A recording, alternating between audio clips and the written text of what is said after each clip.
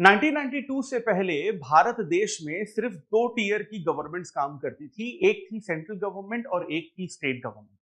लेकिन उस वक्त के prime minister PV Narasimha Rao को यह बात बहुत अच्छे से समझ में आ गई कि सेंट्रल और स्टेट गवर्नमेंट, सिर्फ यही दो गवर्नमेंट मिलकर इस देश का डेवलपमेंट नहीं कर सकती। क्योंकि महात्मा गांधी कहकर गए थे कि अगर भारत का विकास करना है तो उसके लिए गांव का विकास करना जरूरी है, और गांव का और छोटे और मीडियम और बड़े शहरों का विकास करने के लिए एक थर्ड टायर के गवर्नमेंट की जरूरत थी, जिसके लिए पीवी नरसिम्हा राव की गवर्नमेंट ने 73rd 74th कॉन्स्टिट्यूशन अमेंडमेंट 1992 के तहत पंचायती राज और म्युनिसिपल गवर्नमेंट यानी कि अर्बन लोकल गवर्नमेंट बॉडी को एस्टैब्लिश किया था अंडर आर्टिकल नंबर 243।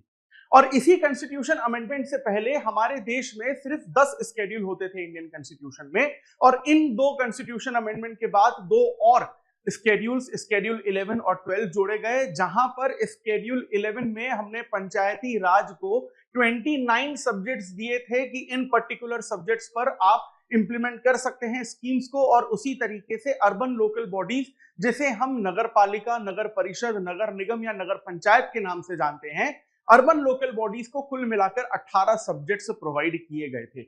लेकिन साथ ही साथ इस कॉन्स्टिट्यूशन अमेंडमेंट में यह कहा गया था कि वो जो 18 सब्जेक्ट्स अर्बन लोकल बॉडीज यानी कि नगर पालिका, नगर निगम और नगर पंचायत के लिए लाए गए हैं, ये 18 सब्जेक्ट्स स्टेट गवर्नमेंट को, उस पर्टिकुलर स्टेट की स्टेट गवर्नमेंट को अपनी नगर पालिका या नगर निगम को ट्रांसफर करने हैं, ताकि वो इसका बेहतर तरीके से डेवलपमेंट कर पाए। क्योंकि लोकल लेवल पर अगर डेवलपमेंट करवाना है तो लोकल लोगों को, लोकल बॉडीज को आपको यहां पर अथॉरिटी देनी पड़ेगी, फाइनेंशियल अथॉरिटी देनी पड़ेगी और इंप्लीमेंटेशन अथॉरिटी देनी पड़ेगी।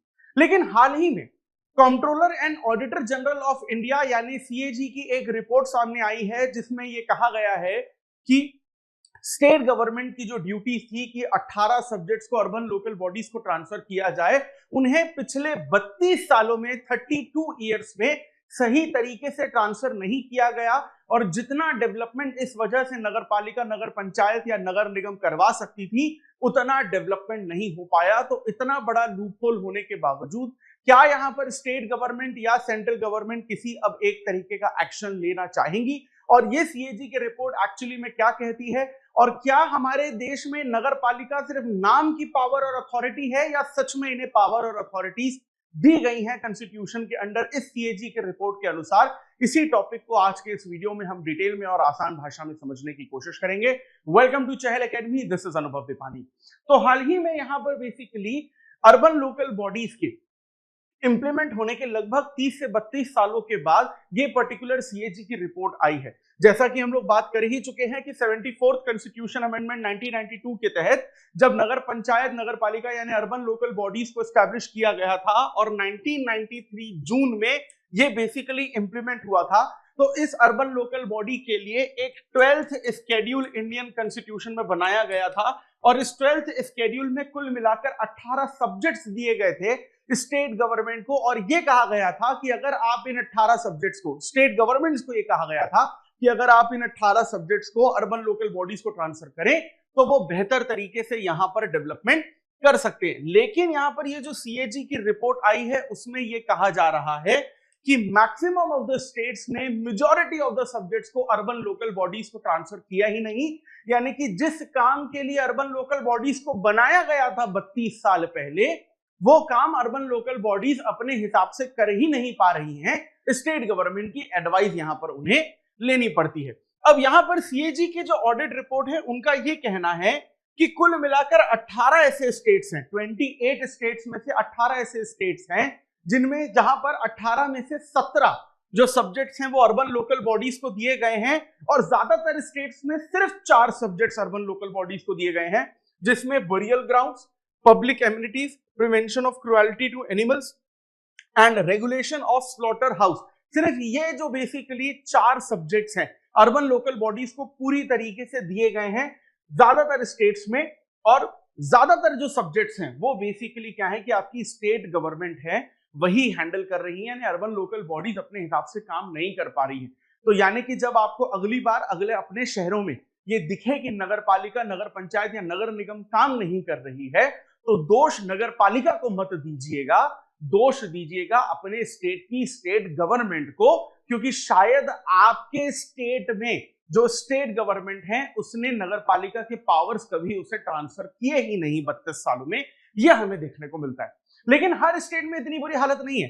कुल मिलाकर हमें भारत में 9 स्टेट्स ऐसे देखने को मिलते हैं जिसमें 18 के 18 फंक्शंस जो हैं वो बेसिकली अर्बन लोकल बॉडीज को ट्रांसफर किए गए हैं। इसमें बहुत सारे स्टेट्स ने बहुत बेहतरीन परफॉर्मेंस भी किया है। जैसे अगर हम लोग तमिलनाडु की बात करते हैं तो कुल मिलाकर 18 में से 17 फंक्शंस जो हैं वो बेसिकली तमिलनाडु की गवर्नमेंट ने अपने अपने शहरों के और स्टेट की जो बेसिकली अर्बन लोकल बॉडीज हैं उनको यहां पर पूरी तरीके से ट्रांसफर कर दिए हैं। अब यहां पर आप एक तरीके से लिस्ट देख सकते हैं कि यहां पर अगर हम लोग आंध्र प्रदेश की बात करें तो 16 सब्जेक्ट्स ही दिए हैं, आसाम की बात करें तो 17 सब्जेक्ट्स दिए हैं, छत्तीसगढ़ हरियाणा की बात करें तो 18 सब्जेक्ट दिए हैं, हिमाचल प्रदेश की बात करें तो 17 सब्जेक्ट दिए हैं। लेकिन यहां पर बहुत ऐसे कम स्टेट्स आपको देखने को मिलेंगे जिन्होंने 18 के 18 सब्जेक्ट्स डिवॉल्व किए हैं और बहुत सारे ऐसे स्टेट है जिन्होंने बहुत कम सब्जेक्ट्स जो हैं वो बेसिकली दिए गए हैं। अब यहां पर देखिए एक और सबसे बड़ी प्रॉब्लम आती है। अर्बन लोकल बॉडीज को जब हम लोगों ने एस्टैब्लिश किया था या फिर पंचायती राज को भी जब हम लोगों ने एस्टैब्लिश किया था तो आर्टिकल नंबर 243 क्लॉज आई के तहत हमने एक स्टेट फाइनेंस कमीशन बनाया था। जिस तरीके से कॉन्स्टिट्यूशन में आर्टिकल 280 के तहत हमको सेंट्रल फाइनेंस कमीशन देखने को मिलता है और सेंट्रल फाइनेंस कमीशन के सजेशन पर सेंट्रल गवर्नमेंट स्टेट गवर्नमेंट को ग्रांट या फंड प्रोवाइड करती है, उसी तरीके से कॉन्स्टिट्यूशन के आर्टिकल 243 क्लॉज आई के तहत हमें स्टेट फाइनेंस कमीशन देखने को मिलता है, जहां पर state government state finance commission के सजेशन पर पंचायत और नगर पालिका को फंड्स या ग्रांट या फिर पैसे प्रोवाइड करती है। अब ज्यादातर स्टेट्स में बेसिकली हमें यह देखने को मिलता है कि जो अर्बन लोकल बॉडीज हैं उनमें फाइनेंशियल चैलेंजेस भी बहुत हैं, यानी पैसे की कमी इनके पास बहुत है अर्बन लोकल बॉडीज में, इस वजह से वो स्कीम्स को इंप्लीमेंट नहीं कर पा रहे हैं। उदाहरण के तौर पर सिर्फ आपको 32% जो पैसा है टोटल फाइनेंस का, अर्बन लोकल बॉडीज के टोटल फाइनेंस का सिर्फ 32% पैसा है जो वो खुद जनरेट करते हैं, और बाकी के जो 68% पैसा है अर्बन लोकल बॉडीज उन 68% बचे हुए फाइनेंसेस के लिए स्टेट गवर्नमेंट पर पूरी तरीके से यहां पर निर्भर करती है। यानी कि जो टोटल गैप आपको बेसिकली देखने को मिलता है कि एक्चुअली में कितना खर्चा है, एक्सपेंडिचर है लोकल बॉडीज का और कितना वो कमा पा रहे हैं, उसमें आपको 42% का खर्चा जो गैप है वो देखने को मिलता है। उदाहरण के तौर पर अगर किसी अर्बन लोकल बॉडीज को 100 रुपए खर्च करने हैं, यानी 100 रुपए खर्च करने की जरूरत है, तो अर्बन लोकल बॉडीज के पास सिर्फ 58 रुपीज हैं, 42 रुपीज है ही नहीं। इस वजह से ये जो डेवलपमेंट है वो कंटिन्यूअसली पीछे होता जा रहा है और इसमें स्टेट गवर्नमेंट की गलती सबसे बड़ी है। यही हमें बेसिकली क्या है कि सीएजी की रिपोर्ट में देखने को मिलता है। अब एक प्रॉब्लम तो अर्बन लोकल बॉडीज के बाद फाइनेंसेस की आ गई, दूसरी सबसे बड़ी प्रॉब्लम अर्बन लोकल बॉडीज के पास है मैन रिसोर्सेज की, यानी स्टाफ की कमी है, यानी काम करने वाले लोगों की कमी है। नगर पंचायत में, नगर पालिका में, नगर निगम में जो बेसिकली ऑफिसर्स होते हैं जो कभी स्टेट पीएससी से जाते हैं, कुछ स्टेट्स में डायरेक्ट नॉमिनेशन होता है उनका या डायरेक्ट सिलेक्शन होता है उनका, इसमें हमको कमी देखने को मिल रही है, यानी शॉर्टेज ऑफ स्टाफ की प्रॉब्लम हर जगह है। ऑन एन एवरेज अगर देश की सभी अर्बन लोकल बॉडीज की हम लोग बात करते हैं तो 37% कमी हमें टोटल स्टाफ में देखने को मिलती है, यानी 37% लोग अर्बन लोकल बॉडीज में जो काम करने चाहिए वो कम है। तो अगर पैसा भी कम है और लोग भी कम है तो अर्बन लोकल बॉडीज यहां पर आखिरकार डेवलपमेंट कर कैसे सकती है, ये बहुत बड़ी प्रॉब्लम हमें देखने को मिल रही है। और ये तो एवरेज मैं आपको बता रहा हूं 37%। कुछ स्टेट्स तो ऐसे हैं, जैसे उदाहरण के तौर पर मध्य प्रदेश और तेलंगाना हम लोग अगर ले लें तो इन स्टेट्स में तो हमें ये देखने को मिलता है कि अर्बन लोकल बॉडीज में जो स्टाफ की कमी है वो बहुत ज्यादा है। उदाहरण के तौर पर उत्तराखंड में 64% स्टाफ की कमी है, मध्य प्रदेश में 63%, झारखंड में 47%, मणिपुर में 46%, तेलंगाना में 45%, हरियाणा में 38%, ओडिशा में 38%, हिमाचल प्रदेश में 38%, त्रिपुरा में 35%, पंजाब में 32%, कर्नाटका और महाराष्ट्र में 31%, छत्तीसगढ़ में 22%, आंध्र प्रदेश में 20% और केरला में 13% अर्बन लोकल बॉडीज में कुल मिलाकर स्टाफ की आपको इतनी कमी देखने को मिलती है। अब हम आते हैं तीसरे चैलेंज पर।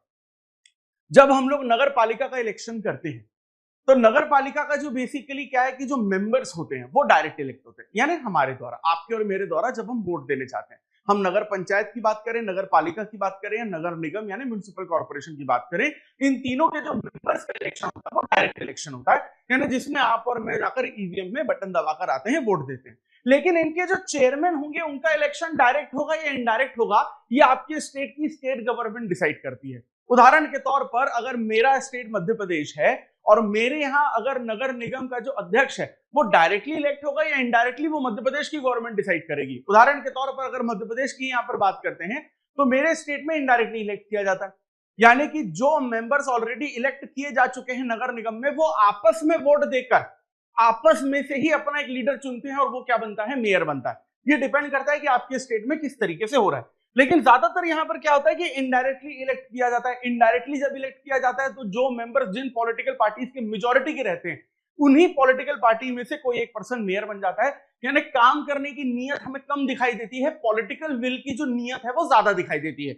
उदाहरण के तौर पर छत्तीसगढ़, हरियाणा, झारखंड, तमिलनाडु और उत्तराखंड में हम लोग ये देखते हैं कि मेयर का डायरेक्ट इलेक्शन होता है। तो यहाँ पर चलो कम से कम उम्मीद है कि मेयर एक अच्छा पर्सन इलेक्ट होकर आएगा क्योंकि लोग डायरेक्ट इलेक्ट कर रहे हैं।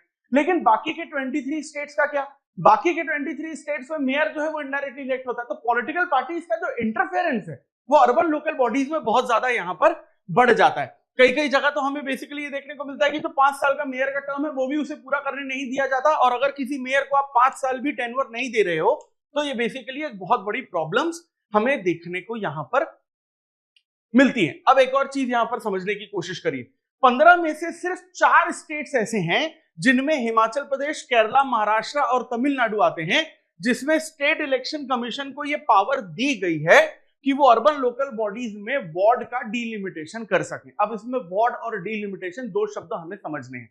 मान लीजिए कि आपका जो शहर है वहां पर नगर पालिका या नगर निगम है। अब मान लीजिए कि आपके शहर में कुल मिलाकर 50 अलग अलग मोहल्ले या 50 अलग अलग कॉलोनीज हैं, जिसमें कई बार ऐसा होता है कि आपने अपने घरों के एड्रेस में भी लिखा होगा ward number 31, ward number 32, ward number 28, ward number 25। तो जो वार्ड है वो अलग अलग एरियाज को डिनोट करते हैं और हर एक एरिया से एक एक मेंबर अर्बन लोकल बॉडीज में चुनकर आता है, उसे वार्ड मेंबर कहा जाता है। अब डीलिमिटेशन क्या होता है? भाई आपके शहर की जितनी पॉपुलेशन आज है 2024 में, क्या आज से 15 साल बाद 2039-40 में भी उतनी ही पॉपुलेशन रहेगी क्या? बिल्कुल नहीं, पॉपुलेशन तो कंटिन्यूसली बढ़ेगी। तो अगर पॉपुलेशन कंटिन्यूसली बढ़ रही है तो यानी कि जो आपके वार्ड मेंबर्स हैं वो भी, उनकी भी संख्या तो बढ़नी चाहिए, क्योंकि आपके शहर में मोहल्ले कॉलोनीज की भी तो संख्या बढ़ेगी। तो जब आप पॉपुलेशन के बढ़ने के साथ अपनी सीट्स को बढ़ाते हैं, चाहे वार्ड मेंबर की सीट हो, विधानसभा की सीट हो, लोकसभा की सीट हो, कम करना बढ़ाना, जैसे अभी हमने तेलंगाना में देखा, लद्दाख में देखा, कश्मीर में देखा, इसे हम डिलिमिटेशन के नाम से जानते हैं।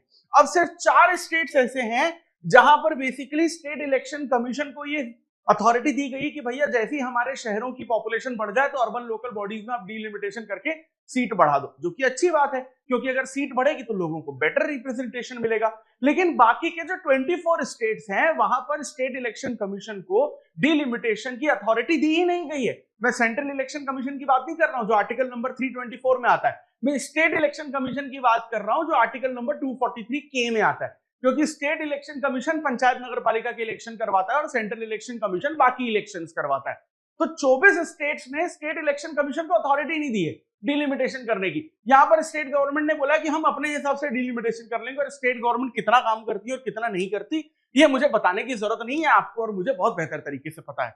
यानी कि उन 24 स्टेट्स में डिलिमिटेशन हो नहीं रहा है, वार्ड मेंबर्स की संख्या बढ़ नहीं रही है, तो लोगों को बेटर रिप्रेजेंटेशन मिल नहीं रहा है। अब यहां पर पॉलिटिकल रेलेवेंस की और रिफॉर्म्स की यहां पर बहुत ज्यादा जरूरत है। श्रीकांत विश्वनाथन जो बेसिकली जनाग्रह के सीईओ हैं, उनका बेसिकली ये कहना है कि 74th कॉन्स्टिट्यूशन अमेंडमेंट 1992 जिसके तहत हमने अर्बन लोकल बॉडीज को एस्टैब्लिश किया था डेवलपमेंट के लिए, वो डेवलपमेंट न रहकर सिर्फ और सिर्फ पॉलिटिकल रेलेवेंट के लिए यहां पर एग्जिस्ट कर रही है।